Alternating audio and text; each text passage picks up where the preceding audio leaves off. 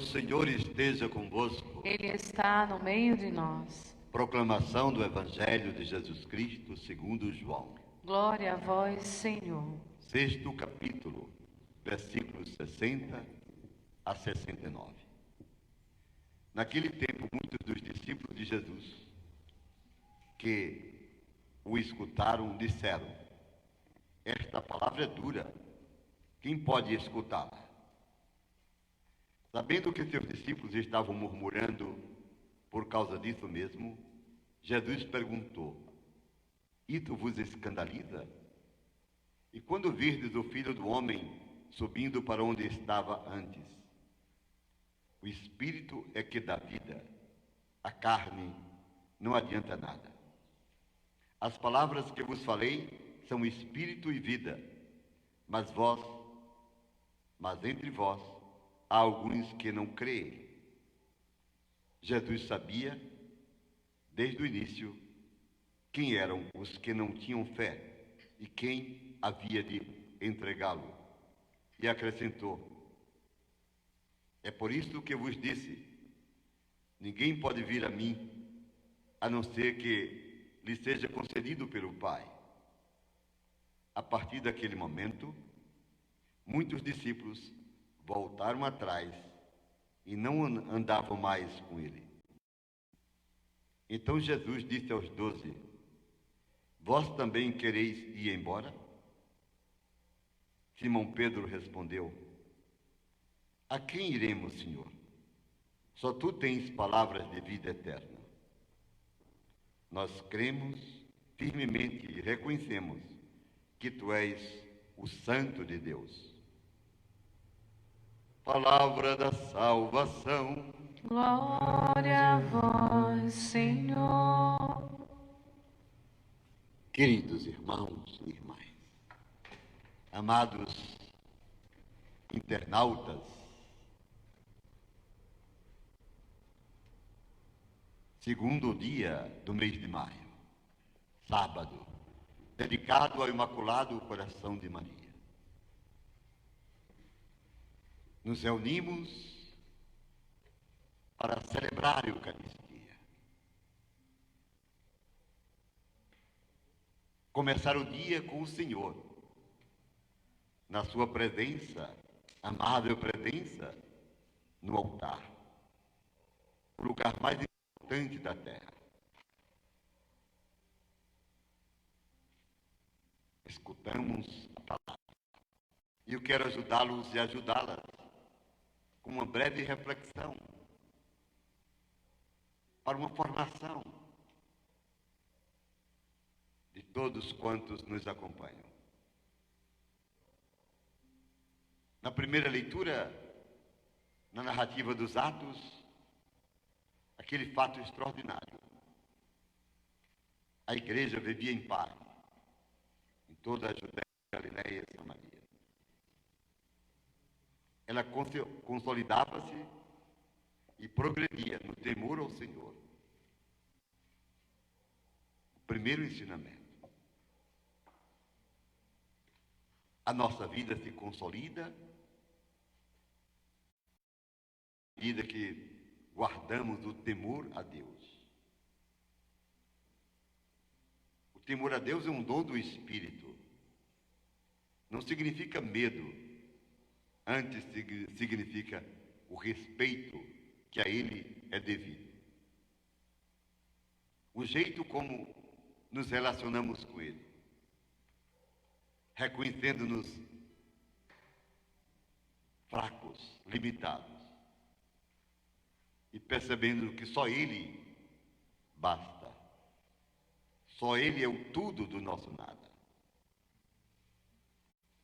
Depois vem um segundo aspecto. Pedro percorria todos os lugares. Essa ação evangelizadora é acompanhada por prodígios e milagres. Onde existe a verdadeira pregação do Evangelho, onde o Evangelho é anunciado com autoridade em nome de Jesus, Essa pregação é acompanhada de prodígios e milagres. Foi assim no começo, vimos, é assim hoje. Acredite. Faltam pregadores ungidos.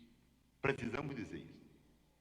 Nós precisamos pedir e clamar a Deus que faça uso de nossa pobreza, mas porque Ele nos tornou ministros da palavra, que Ele possa nos dar o poder que dele procede, visto que não somos nada, para podermos anunciar seu nome, com audácia e coragem, e realizar em seu nome prodígios e milagres. A palavra cura. Quantas pessoas têm sido curadas pela palavra? A palavra ilumina realidades difíceis. Porque Pedro estava em missão. Existia uma discípula chamada Tábita. Ela ficou doente e morreu. Era discípula. Chamaram Pedro, que estava próximo. Pedro foi até a casa daquela discípula. As viúvas estavam chorando a perda da companheira, da amiga.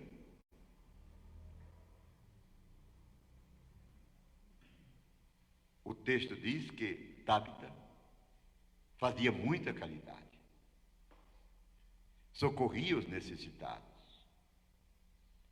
Mas é interessante a atitude de Pedro. Manda que todos se retirem. Eu fico olhando certas coisas que acontecem nas seitas, né? Quando estão na televisão falando de milagre, parece que querem eles aparecer. Que coisa absurda, né? Lembrem-se, quando alguém quer aparecer em qualquer circunstância, Deus desaparece dessa pessoa.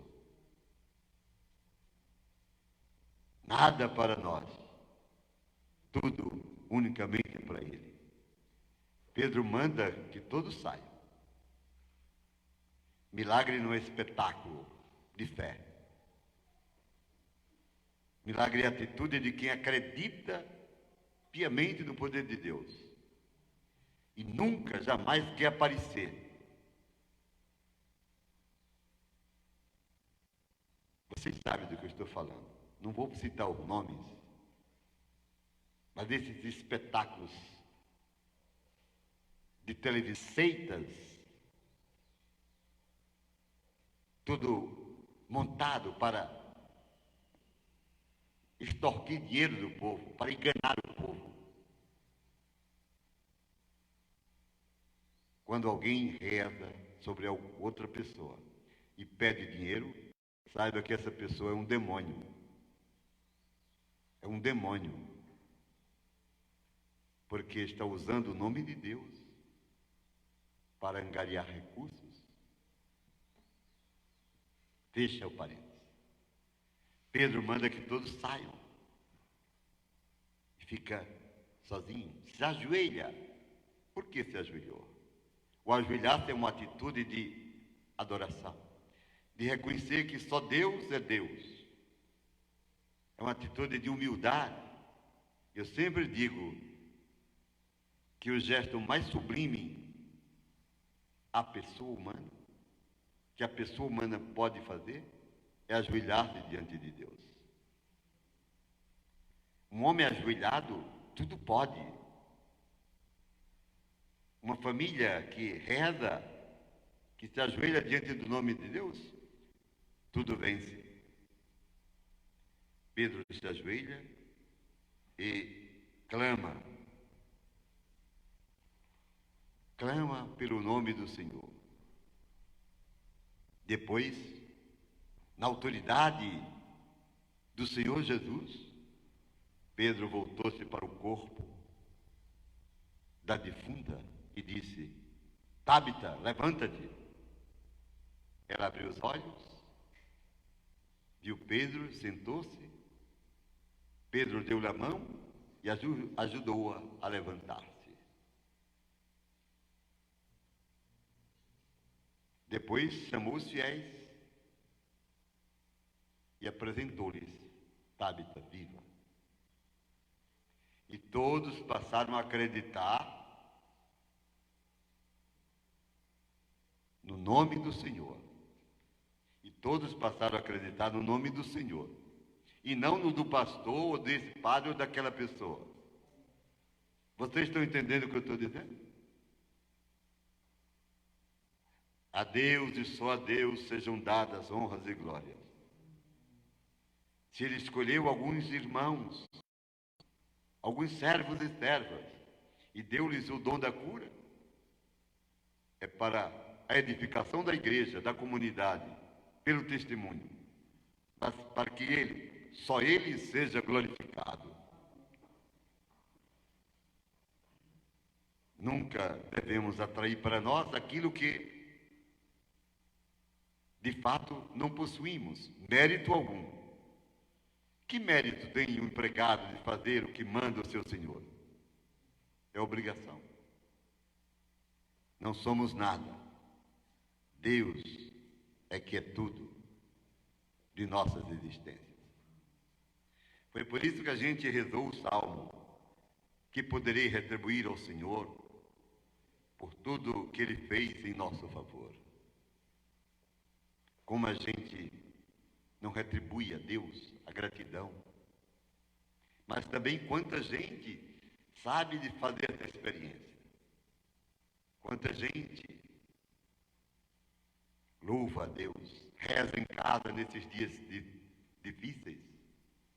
Quantas pessoas já me disseram terem saudade, e até aquelas que choram na hora da comunhão, porque não podem receber Jesus sacramentalmente. Ontem, uma nossa irmã, Bernadette Barros, aqui de Arco Verde, ela ligava para mim, dizendo que estava com saudade, com necessidade da comunhão sacramental. Os homens e as mulheres de Deus têm saudades do céu, e o céu já acontece na terra em cada Santa Missa. Diga amém, você que está em casa. Agora vamos para o Evangelho. Os discípulos de Jesus, quando o escutaram, vocês se lembram do Evangelho de ontem? Minha carne é verdadeiramente comida, eu sou o pão vivo descido do céu, quem não comer da minha carne não terá vida. Disseram. Quem pode escutar isso? É dura demais essa doutrina. Jesus falava do seu sacrifício, do seu corpo imolado, dado, oferecido ao Pai, pão dado para a vida do mundo. Daí você começa a se maravilhar ao perceber o significado da comunhão sacramental. Isto é meu corpo. Tomai e comei. E quem comer do pão que eu der viverá eternamente. Os judeus estremecem. E a partir do momento, muitos já não o seguiam. Muitos o desprezaram. Mas aparece aí uma atitude surpreendente. Jesus vê que está perdendo discípulos, mas não lhe interessa massas. Não. Jesus não é um propagandista. Jesus é o Deus da misericórdia, o Deus fiel. Ele quer salvar almas, quer que todos cheguem ao conhecimento da verdade, que todos possam se revestir do seu poder. O que faz Jesus? Vai lamentar porque muitos o desprezam, já vão embora e já não o seguem? vai lamentar a perda de discípulos? Não. O que ele quer é a qualidade e não a quantidade. Isso também deve ser um ensinamento para nós. Devemos ser uma comunidade de fermento, uma comunidade de qualidade no processo evangelizador.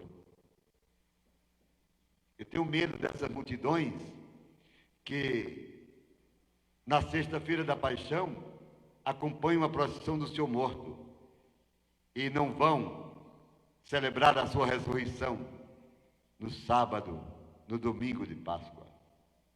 Vocês compreenderam o que eu estou dizendo? Porque a gente tem de ensinar para que as pessoas sejam verdadeiramente discípulos de Jesus e o sigam apaixonadamente. E você poderá fazê-lo a partir de hoje, ouvindo esta pregação, que é dirigida a você que me escuta em casa, porque aqui somos tão poucos neste santuário. O que faz Jesus? Olha os que se vão, porque estão decepcionados com a dureza de sua palavra, com a radicalidade das suas exigências. Quem não comer da minha carne, quem não beber do meu sangue, não terá vida eterna. Quem pode aguentar isso? Diziam uns aos outros. Pois a minha carne é verdadeiramente comida. Eu sou o pão vivo descido do céu. Quem comer desse pão viverá. Tomai, comei, isto é meu corpo. Leva-nos a uma decisão, a uma postura diferente, de sermos nele templos de Deus. Jesus diz aos apóstolos, diz agora àquela comunidade dele, vocês também querem ir embora? Gente, esse sermão de Jesus é pronunciado já no fim de sua vida terrena. Passara 3 anos formando o grupo, mas agora questiona-os. Vocês também querem ir embora? Podem ir.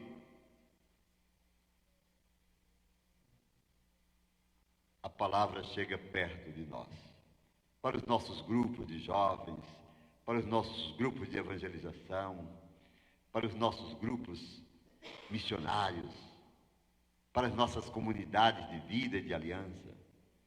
Vocês querem me seguir ou não? Se vocês querem ir embora, podem ir. Na ótica de Jesus, não há lugar para dubialidades, para sermos pela metade, divididos entre eles e o mundo. Não dá. Ele não aceita. Podem ir embora. A resposta que temos de dar a ele é aquela que Pedro, no meio dos discípulos, quando questionados assim, diz ao Senhor: para onde iremos nós, Senhor? Não podemos te deixar. Só tu tens palavras de vida eterna. Que esses ensinamentos, a beleza desse texto, possam nos ajudar a repensar nossas práticas, mesmo nesse tempo de isolamento, em casa. Estamos sendo fiéis ao Senhor? Estamos dispostos a permanecer com Ele até a...